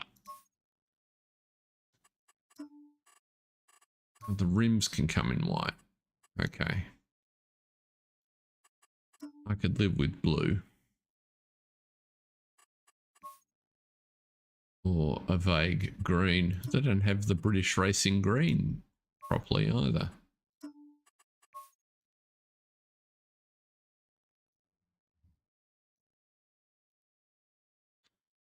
Maybe we just go with something like that for the minute. Buy one of those because that'll pay for itself with the first delivery of milk. And we're only moving it from the cow pen to the door.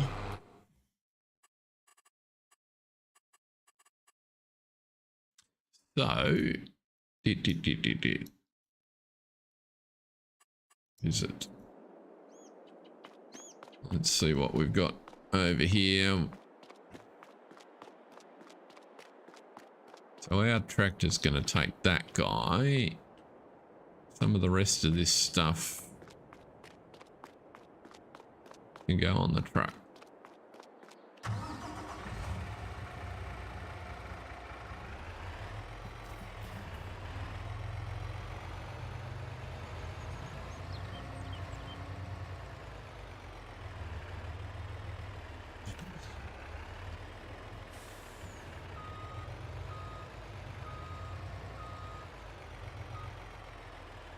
Really? You won't tow that? How rude.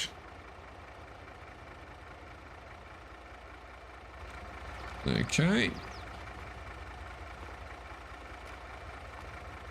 I decided that we needed a set of these at some stage in the last little while.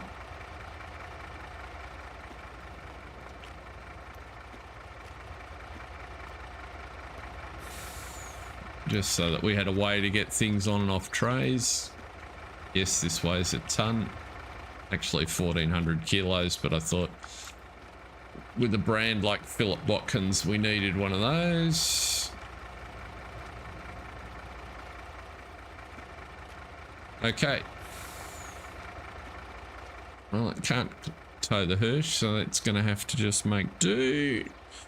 Let's slash all of you guys on. Pull you out of here.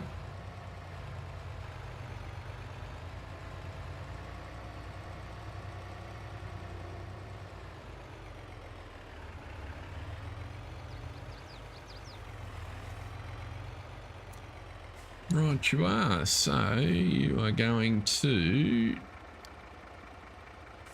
Putney Main Yard. Oh, actually, Putney Yard delivery, in fact. Although I think there's a bunch of equipment in your way.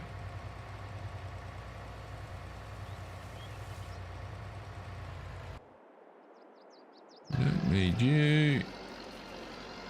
Oh, that was good timing. So our weeder is on the final headland. Our canola is looking pretty wonderful.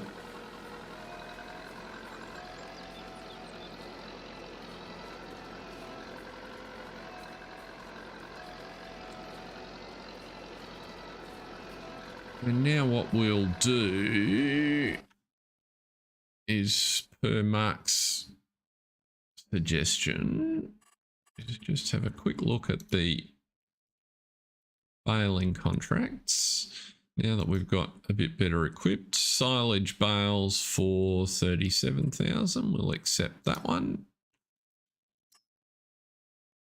Silage bales for 28.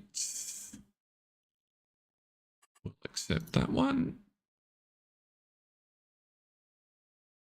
I reckon we can. You reckon we can manage 3? How big are those fields that we've got? 88 and 89. Let's just have a look before we go and take a third one. Oh, they're not. They're not horrid sizes. If there was an 86 or 87 available there.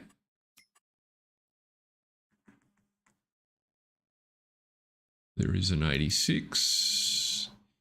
You want hay. Now, it wouldn't hurt to get an extra bale of hay.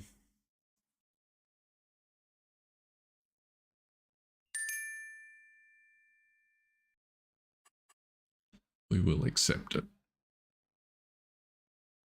We've got enough tractors to run the tedder down there. So that's 3 contracts, which we'll do in the next episode, I think.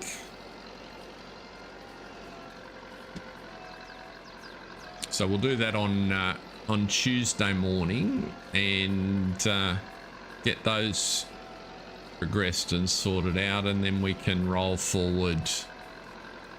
I'm thinking probably through till the end of winter, because we're probably not going to have a lot to do on our property. And if we have a look at the surrounding area, because as much as Mark's been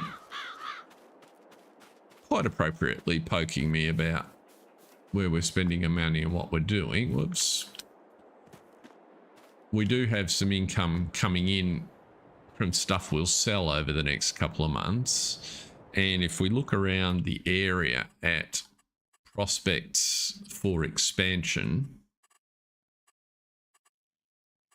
so a very real choice will be paying down the loan versus expanding.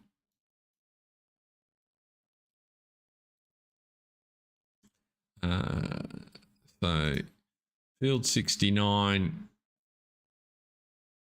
would be 270,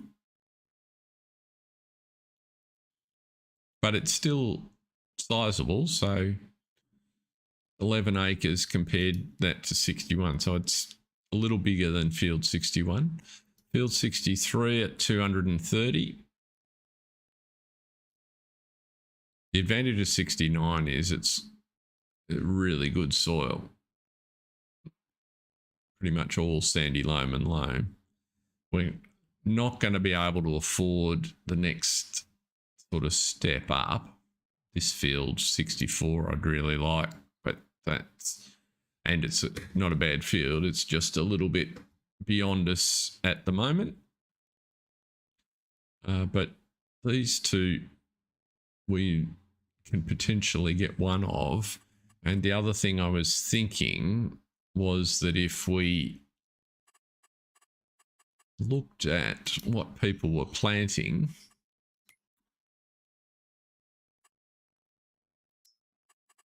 and it's a bit early to tell yet, but if we saw if somebody in the vicinity put corn in, then that might be an interesting field to stretch to buy, knowing that we can pretty quickly turn it around into corn silage, which makes us a lot of money. So that was a sort of a thought for next harvest season. So probably 6 to 9 months away. But with that in mind, the first lot of deliveries is here. I must fix that course. He's got stuck on the gate, turning in there again. Just doesn't quite make the loop in.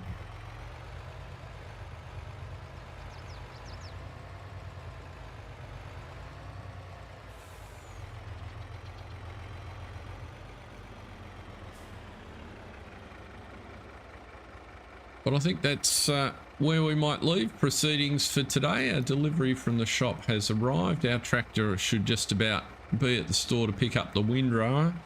And I would imagine the fence is getting remarkably close, if he hasn't already.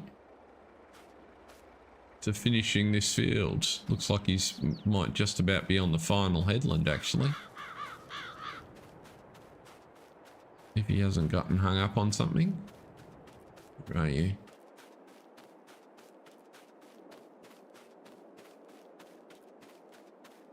There you go. He's zooming down the far side. So that's where we might leave it. Hope everyone has a great weekend. Thanks very much for watching, and I will catch you all next week. So we'll be back on my time Monday evening, and we'll tackle these grass contracts. We might also throw some fertilizer on the we've got fertilizer in the store. We'll throw that on the canola fields, and we'll take it from there. So that'll be Monday evening my time, Monday morning UK and US. So thanks everyone. Have a good one. See ya.